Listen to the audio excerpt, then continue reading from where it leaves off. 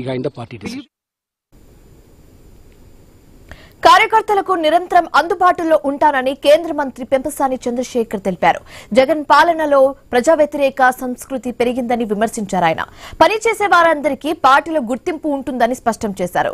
Skill development centre ద్వారా కార్యకర్తలు ఆర్థికంగా స్థిరపడే విధానంగా చర్యలు తీసుకుంటామని చెప్పారు. వచ్చే ఎన్నికల్లో కూడా అధికారం ఇస్తే గుంటూరు నగరాన్ని అమెరికా స్థాయిలో అభివృద్ధి చేస్తామని పెంపసాని వెల్లడించారు.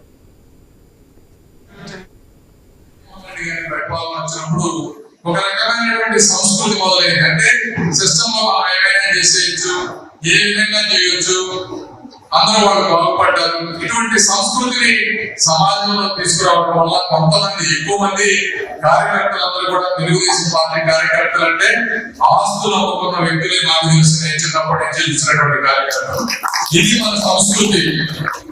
అదేవిధంగా పోరాట పైన కలిగినటువంటి కార్యకర్తలు అంటే ఎన్నో రకాలుగా ఇబ్బందులు పెట్టినా కూడా